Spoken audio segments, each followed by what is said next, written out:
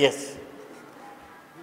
আচ্ছা, আমরা অন্য কথা বলার আগে একটা বলি যে আজকে আমাদের দুয়ারে সরকার কর্মসূচির 21 দিন সম্পূর্ণ হচ্ছে। চমকপ্রদ সূচনার পরে দুয়ারে সরকার কর্মসূচি পৌঁছে গেছে 1 কোটির বেশি মানুষের কাছে। দ্বিতীয় পর্যায়ে 15 তারিখ থেকে শুরু হয়েছে। 352টি শিবিরের মাধ্যমে 11টি সরকারি প্রকল্প জনগণের কাছে আনার এই উদ্যোগ এখন প্রায় 1 কোটি 14 লক্ষ মানুষের কাছে পৌঁছেছে। প্রথম পর্যায়ে মাত্র 11 দিনের মধ্যে 64 লক্ষের বেশি লোক বিভিন্ন প্রকল্পের আওতায় নিবন্ধিত হয়েছেন। পশ্চিমবঙ্গ সরকারের এই অভিনব কর্মসূচির দ্বিতীয় পর্ব শুরু হয়েছে 15ই নভেম্বর এবং চলবে ডিসেম্বর 24, 2020 পর্যন্ত। আমি এইটা আপনাদের কাছে বললাম। এরপর এখানে উপস্থিত আছেন কুণাল ঘোষ, আপনাদের অতি পরিচিত, সুপার পরিচিত সাংবাদিক এবং আমাদের দলের প্রাক্তন রাজ্যসভার সাংসদ। আর আমি আপনাদের আলাপ করিয়ে দিচ্ছি, আমার বোন, আমার মেয়ে বলতে পারেন, সুজাতা মণ্ডল খান। উনি আজকে তৃণমূল কংগ্রেসে যোগদান করবেন মমতা ব্যানার্জির নেতৃত্বে কাজ করার অঙ্গীকার নিয়ে। আমি এখন ওর হাতে আমাদের দলের পতাকা তুলে দেব। মমতা ব্যানার্জির নির্দেশে সুজাতাকে আমরা আমাদের দলে স্বাগত জানাচ্ছি। ঠিক আছে তো কুণাল? দিয়ে দিন পতাকা। তুমি ডান দিকে চলে যাও। আমরা সুজাতাকে দলের পতাকা তুলে দিলাম। এটা না, তুমি সামনে তোমায় দেখা না গেলে কি করলাম? তুমি ধরো। সুজাতাকে আমরা তৃণমূল কংগ্রেসে যোগদান করালাম। আপনারা জানেন যে উনি বিজেপি যুব সংগঠনের সভাপতি এবং লোকসভার সাংসদ সৌমিত্র খানের স্ত্রী। এবং সৌমিত্র যেহেতু লোকসভা নির্বাচনে এলাকায় ঢুকতে পারেনি, সুজাতা একা পুরো প্রচার ক্যাম্পেইনের দায়িত্ব নিয়ে কাজ করেছে। আমরা আনন্দিত যে সেই সুজাতা আমাদের দলে আজকে যোগদান করলেন।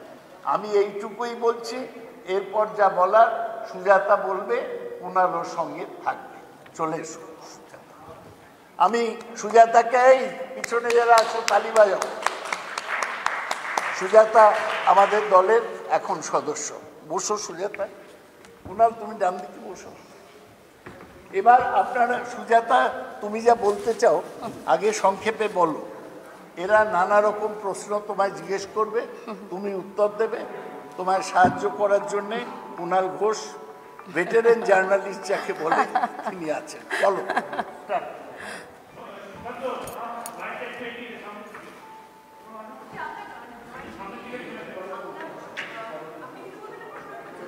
না বলবে, বলুন।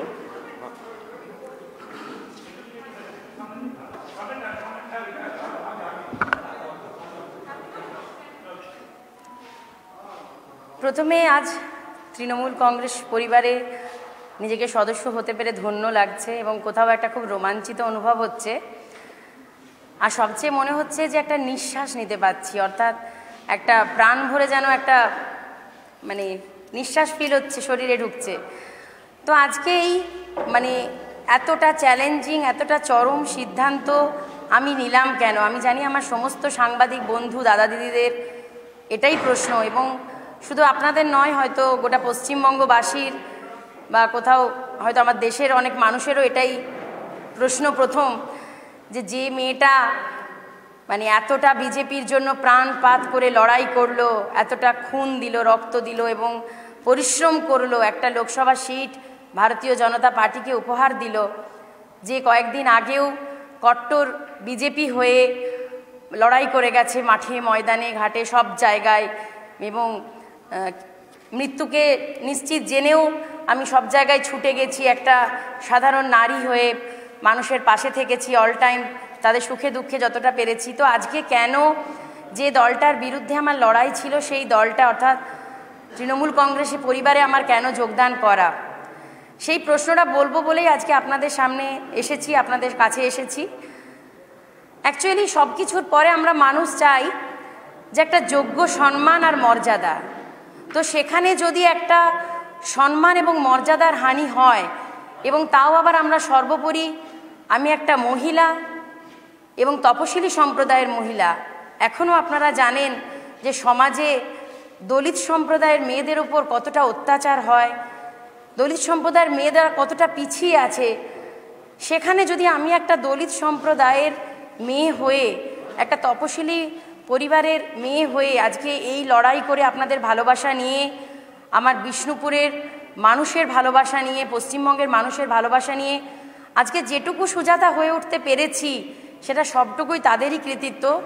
আজকে বিষ্ণুপুর লোকসভার মানুষ, বাঁকুড়া জেলার মানুষ, পশ্চিমবঙ্গের মানুষের আশীর্বাদ না থাকলে সুজাতা হয়তো নেত্রী হয়েছি কিনা বলতে পারবো না, সেটা তো আমার প্রিয় নেত্রী আগামী দিন আমাকে তৈরি করবেন, আমার প্রিয় দাদা অভিষেক দা আমায় তৈরি করবেন। কিন্তু যেটুকু নিজেকে যেটুকু জায়গায় এনে আপনাদের সামনে আজ কথা বলছি, সেই জায়গাটাতেই যদি চোট পায়, সেই জায়গাটাতেই যদি সম্মান না থাকে, সেই জায়গাটাতেই যদি মনে হয় মর্যাদা প্রতি মুহূর্তে ক্ষুণ্ণ হচ্ছে, সেখানে একজন নারী হিসাবে থাকাটা সম্মানের, সুরক্ষার, মর্যাদার কোনোটাই মনে করিনি। এবং অন্য অনেক সুযোগ সন্ধানী নেতাদের মতন দিনের পর দিন ঝুলিয়ে রাখারও প্রয়োজন বোধ করিনি, যে দিনের পর দিন, মাসের পর মাস, বছরের পর বছর যে দল থেকে এত বছর সুযোগ সুবিধা ভোগ করে এলাম, সেই দলকে হঠাৎ করে সেই দলের দুঃসময় ভেবে আজকে যে দলে ঝাঁপ মারবো সেই দল সুসময়, এই ভেবে ঝাঁপ মেরে যাব, এই মানসিকতার মানুষ আমি কোনোদিনই ছিলাম না, আপনারা জানেন। কারণ সেই সময় ভারতীয় জনতা পার্টিটা করতে শুরু করেছিলাম যখন আমরা কেউ জানতাম না যে ভারতীয় জনতা পার্টি 2 থেকে 18 যেতে পারে বা 0 থেকে হিরো হতে পারে। তো তখন যখন বুক চিতিয়ে উইদাউট সিকিউরিটি, আপনারা জানেন বিষ্ণুপুর লোকসভায় কতটা প্রতিকূল ছিল সেই সিট বার করা, যেখানে ক্যান্ডিডেট ঢুকতে পায়নি মাসের পর মাস, আমি কোনো কিছু সাপোর্ট পাইনি সেই অর্থে। একটা মহিলা হিসাবে ছুটে বেড়ানো প্রান্তরে প্রান্তরে, তারপরে মানুষের আশীর্বাদ নিয়ে সেই সিট হাসিল করে বার করে আনা। তারপরেও দীর্ঘদিন, আজ প্রায় 1.5 বছর, তারপরেও ভারতীয় জনতা পার্টির হয়ে বহু জায়গায় বিভিন্নভাবে লড়াই করে গেছি। কিন্তু আলটিমেটলি দেখলাম লড়াই তো আমি করে চলেছি, কিন্তু সম্মানের জায়গাটাই কিন্তু কোথাও 0।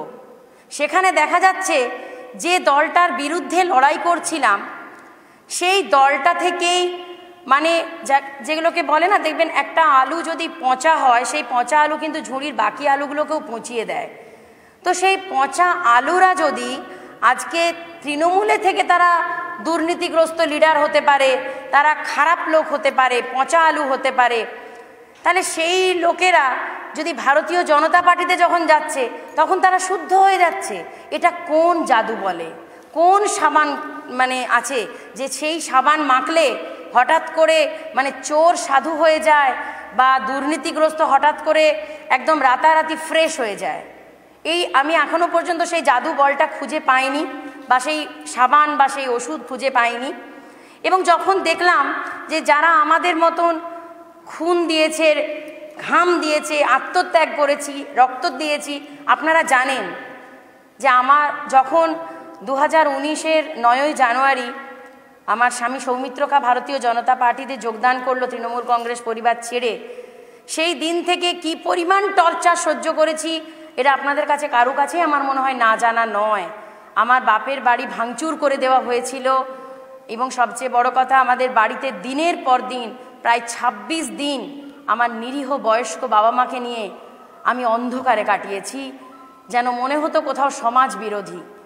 আজকে বাড়িতে দিনের পর দিন, রাতের পর রাত 11টার পর পুলিশি রেড সহ্য করেছি, বাড়ি বন্ধ হয়ে গেছে সহ্য করেছি, চাকরি বন্ধ হয়ে গেছে, 11 বছরের পুরনো চাকরি, বেতন বন্ধ হয়ে গেছে, এত কিছু অত্যাচার টর্চার সহ্য করেও আমি যখন প্রতিদিন লড়াইয়ের ময়দানে বেরোতাম, এই ভেবেই বেরোতাম যে হয়তো এটাই আমার জীবনের শেষ দিন, this is the last day of my life. কিন্তু কোথাও একবারের জন্য ভয় লাগেনি বা একটাবারের জন্য মনে হয়নি যে আমি কোনো ভুল করছি, কারণ আমি মনে করেছি জীবনে বারবার মরবো না, সেটাকে কাপুরুষ বলে, মরবো তো একবারই মরবো, সেটাকে শহীদ হওয়া বলে। আর আমি কাপুরুষতা পছন্দ করি না। আমি একজন নিজেকে ঝাঁসির রানী লক্ষ্মীবাইয়ের সেনানী মনে করি। আর আজ থেকে তো সেই ঝাঁসির রানী লক্ষ্মীবাইয়ের একটা প্রতিমূর্তি আমরা দেখতে পাই আমাদের প্রিয় নেত্রী মাননীয়া মমতা বন্দ্যোপাধ্যায়ের মধ্যে। এবং আমার প্রিয় নেতা, যে নেতার গাইডেন্সে আগামী দিন আমরা যারা একদম তরুণ তুর্কি যুব আগামী দিন এগিয়ে যাব, সেই প্রিয় নেতা অভিষেকদার সাথে আমরা আগামী দিন আমি লড়াই করে যাব। তার দেখানো পথে, তাদের আদর্শে, তাদের নিষ্ঠায় আমি নিজেকে সেই পথে চালিত করব। এবং সবচেয়ে বড় কথা, আমি একটা জিনিস দেখলাম, ভারতীয় জনতা পার্টি যোগ্য লোকের জায়গা দেয় না, যোগ্য লোককে মর্যাদা দেয় না। নইলে আজকে যারা দুদিন এসে জয়েন করছে তাদের কি রাজনৈতিক ভ্যালু, কি ক্যাপাবিলিটি, তারা কি লড়াই করেছে, মানুষ তাদেরকে লড়াইয়ের ময়দানে কোথায় চেনে? অথচ এসেই তারা, যারা আমাদের মতন খুন, রক্ত, পরিশ্রম, আত্মত্যাগ, জেল খাটা থেকে শুরু করে সমস্ত অত্যাচার সহ্য করেছি, আজকে তারা কোথাও সাইড বেঞ্চার হয়ে গেছে। আর উড়ে এসে জুড়ে বসা ধান্দাবাজ, লোভী, স্বার্থপররা, যারা সুযোগ সন্ধানী, তারা কোথাও টপমোস্ট পদে বসে যাচ্ছে।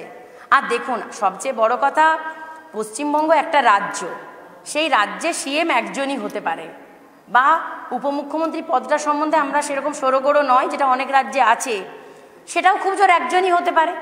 তো যে দলে রোজ অন্য দল থেকে মানে একদম পচা আলুদেরকে সাড়ম্বরে জয়েন করানো হচ্ছে, মুখ্যমন্ত্রী উপমুখ্যমন্ত্রীর লোভ দেখিয়ে, লালসা দেখিয়ে, এবং 6 জন মুখ্যমন্ত্রী অলরেডি মানে বিজেপিতে লাইনে রয়েছেন পদে, এবং 13 জন উপমুখ্যমন্ত্রী। আমি জানি না আপনারা কি জানেন কোন রাজ্যে এটা সম্ভব? 6 জন মুখ্যমন্ত্রী হতে পারে আর 13 জন উপমুখ্যমন্ত্রী হতে পারে। আর বাকি মন্ত্রিত্ব তো বাদই দিন, অর্থমন্ত্রী, স্বরাষ্ট্রমন্ত্রী, প্রতিরক্ষা মন্ত্রী, সেগুলো তো কতজন, ঠিক আমার কাছে এখনো সঠিক তথ্যটা এসে জমা পড়েনি, আগামী দিন আপনাদের বলতে পারবো।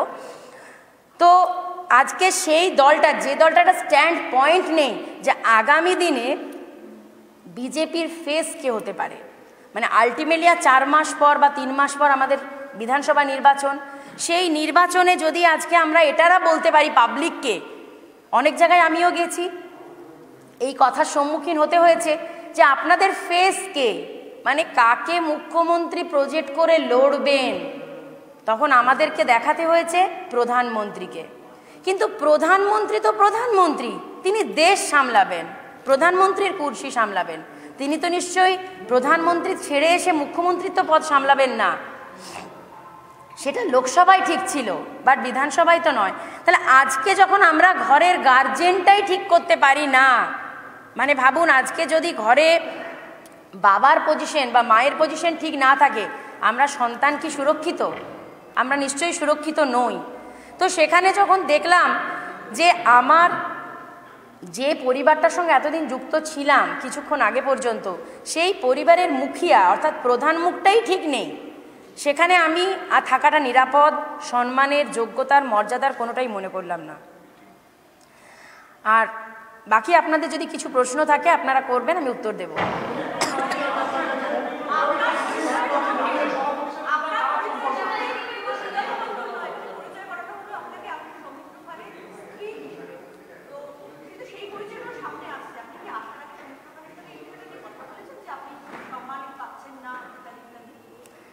দেখুন, একটা পরিবারে থাকতে থাকতে তো একে অপরের সব কথাই জানা যায় এবং সেটাই স্বাভাবিক। আর সবচেয়ে বড় কথা, দেখুন, এটা তো রাজনৈতিক মঞ্চ, আমি একটা দলের মানে মুখপাত্রের সাথে বসে আছি বা আপনাদের সামনে প্রেস মিটে বসে আছি, সেখানে পারিবারিক কথা আমার মনে হয় আজকে না তোলাই ভালো। আজকে রাজনৈতিক প্রশ্ন করুন বা আমার এই পদক্ষেপ কেন সেটা নিয়ে প্রশ্ন করুন। আর সবচেয়ে বড় কথা, আগামী দিন কে বলতে পারে যে আমার এই সিদ্ধান্তে সামিল সৌমিত্র খাও হবে না?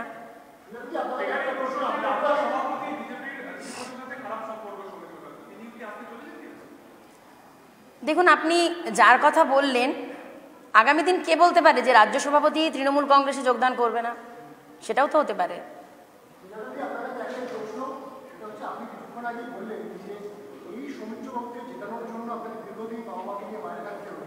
আপনার বাড়ির লোক বাড়ি ভাঙচুর করা হয়েছে, সেই সময় আপনি বারবার অভিযোগ করেছেন তৃণমূল কংগ্রেসের বিরুদ্ধে বা বর্তমান শাসক দলের বিরুদ্ধে। আজকে কি এমন জাদু হলো সেই শাসক দলের সাথে অ্যাকচুয়ালি দেখুন, এটা যে তৃণমূল কংগ্রেস করেছে এ কথাটা তো আমি জানি না। এমনও হতে পারে কোনো দুষ্কৃতি করেছে, হয়তো তারা তৃণমূল কংগ্রেসের নাম নিয়ে করেছে, কিন্তু আমি তো এটা জানি না যে লিখিত পরিতভাবে যে তৃণমূল কংগ্রেসই করেছে।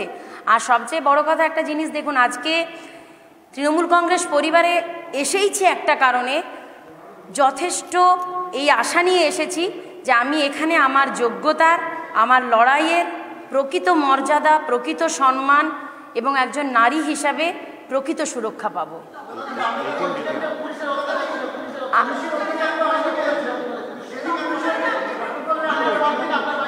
আর যদি একজন একজন করে প্রশ্ন করেন আমি সবারটা উত্তর দিতে পারবো।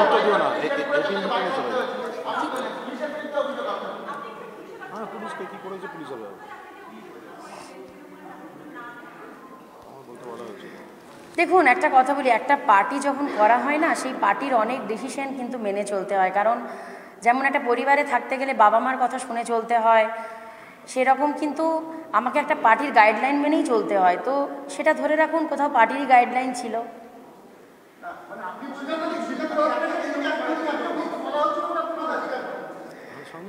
দেখুন, একটা কথা বলে, আমি তো সেই অর্থে মানে বিজেপি প্রথম দিন থেকে, আমি যেমন আজকে তৃণমূল আমি নিজে থেকে জয়েন করলাম, বিজেপি জয়েনটা তো সেই অর্থে ছিল না। বিজেপিটা ছিল কোথাও একটা ধরে রাখুন একটা লক্ষিন্দরের পাশে বেহুলা হওয়া বা মানে সতী পার্বতী হওয়া।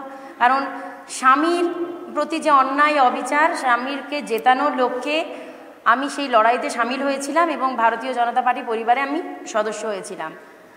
এর বেশি কিছু না।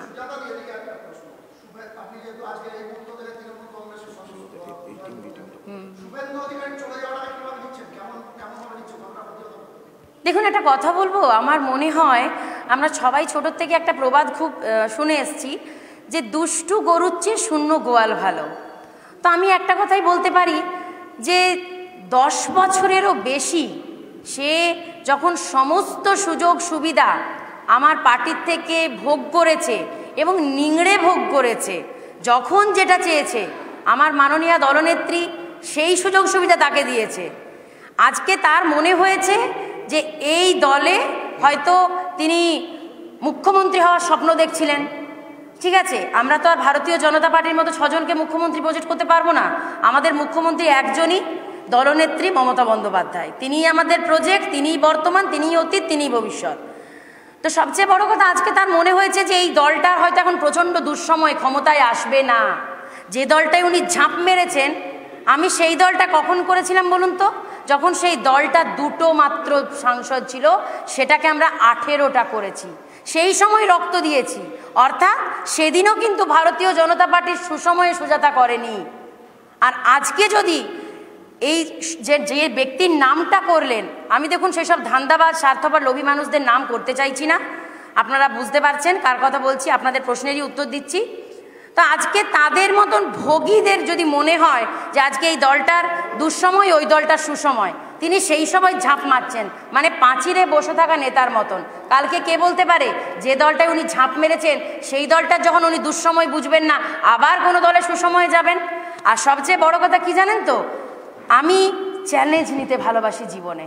আর চ্যালেঞ্জ নিতে ভালোবাসি বলেই একটা মহিলা হিসাবে উইদাউট সিকিউরিটি আমি ওই রকম একটা খতরনাক সিটে লড়াই করার সাহস পেয়েছিলাম, যখন ভারতীয় জনতা পার্টি, আমরা এটাও জানতাম না যে দ্বিতীয়বার নরেন্দ্র মোদী নেতৃত্বাধীন সরকার গঠন হবে বা সত্যিই 2 থেকে 18 হতে পারে। সেই দিনকে করেছিলাম। আর আজকেও হয়তো অনেকের মনে হচ্ছে যে আমার এই দলের দুঃসময় নয়, এই দলের সুসময় শুরু হয়েছে। আগামী দিন দেখতে থাকুন আরও সুসময় কোন জায়গায় যায় তৃণমূল কংগ্রেসের। কারণ দুষ্টু গরুরা এবং দুর্নীতিগ্রস্তরা যত দল ছেড়ে বেরোয়, আমার দল তত দিনের দিন গঙ্গা জলের মতো শুদ্ধ হতে চলেছে। আর সবচেয়ে বড় কথা, আরেকটা কথা বলি, দেখুন, আপনারা সবাই ভাবছেন যে দলটা ছাড়লাম কেন, এই দলে যোগদান করলাম কেন। আজকে কোথাও আপনাদের সকলেরই আমার মতো নিশ্চয়ই মনে হচ্ছে, আমজনতার তো মনেও হচ্ছে না, আমজনতা বলছেও, যে দলটা ক্ষমতায় আসার স্বপ্ন দেখছে পশ্চিমবঙ্গে প্রথমবারের মতো, সেই দলের নেতা কোথায় যারা দলটাকে ক্ষমতায় আনবে? তাহলে তাকে আনতে হচ্ছে কোথা থেকে? না তৃণমূল থেকে দুর্নীতিগ্রস্ত লোভী ভোগী ধান্দাবাজ নেতাদেরকে ক্ষমতায় আসার জন্য। তা আজকে যদি আমি দলটাকে এটাই মনে হয় বিজেপি নয়, বিজেপিটা কোথাও তৃণমূলের বি টিম, তাহলে আপনাদের কি মনে হয় সেই দুলাল চন্দ্র ভরের তালমিছিল যেরকম আমরা দেখে কি বলি যে আসল তকমা দেখে কিনবেন, তাহলে আজকে আমি বি টিমটা কেন করব? আমি তাহলে তৃণমূল আসল দলটা করি। আমি দলনেত্রী এবং অভিষেক বন্দ্যোপাধ্যায় যে দলটা করেন তৃণমূল কংগ্রেস, সর্বভারতীয় তৃণমূল কংগ্রেস, আমি সেই তকমা দেওয়া দলটা করি। আমি ভেজালে যাব কেন? আমি আসল দুধ খেতে ভালোবাসি, আসল দল করব।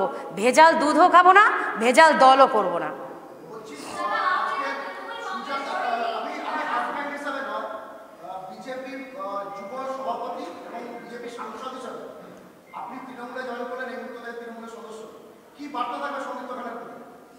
আমি তাকে এটাই বলবো যে সে তার নিজস্ব মর্যাদা এবং সমস্ত শ্রীবৃদ্ধি নিয়ে তার সুবুদ্ধি হোক, এবং তিনিও একদিন আমার এই দলে, এই পরিবারে তিনি অংশগ্রহণ করুন এবং সম্মানের সাথে তিনি আগামী দিন এই পরিবারে কাজ করুন।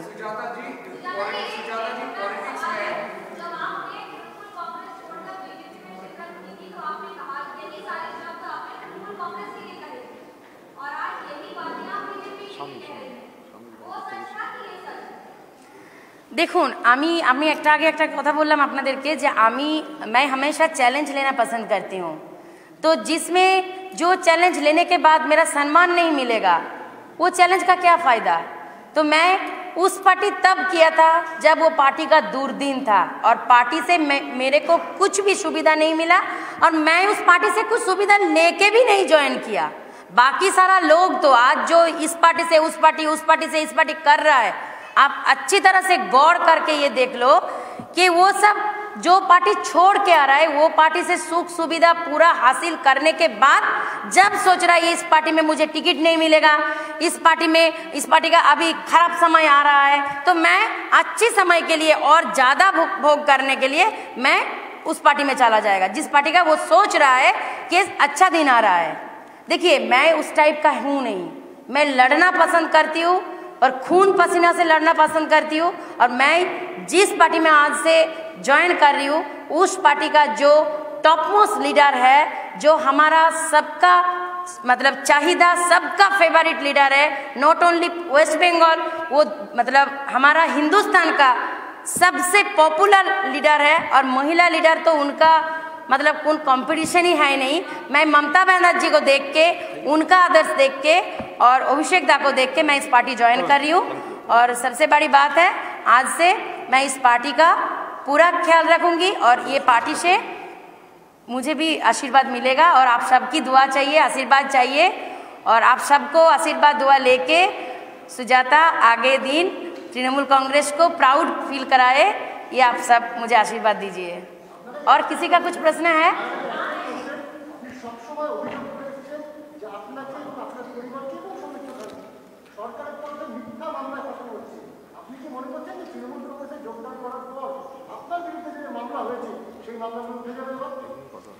দেখুন, আমি মামলা ঘটিত ব্যাপার বা পারিবারিক ব্যাপার নিয়ে খুব একটা কথা আজকে বলতে চাই না।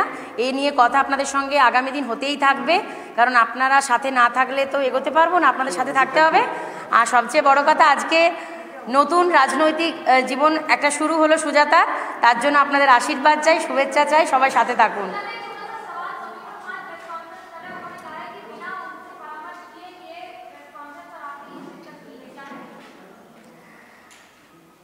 मैं पहले एक बात बोल चुकी हूँ कि फैमिली मैटर में रहने दीजिए, और पॉलिटिक्स की जगह में वो, और फैमिली की जगह में, क्योंकि फैमिली और पॉलिटिक्स कभी एक नहीं हो सकते हैं।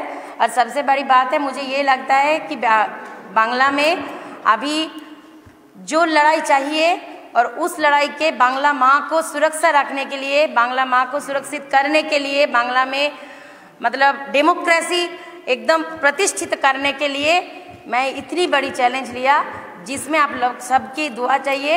और अभी बंगाल में सब कुछ के लिए, बंगाल में अच्छा दिन आने के लिए मैं ये घर, ये परिवार सबको अभी दिमाग से हटाया। Okay, so এদিকে আসুন, একটু এদিকে আসুন। I need to take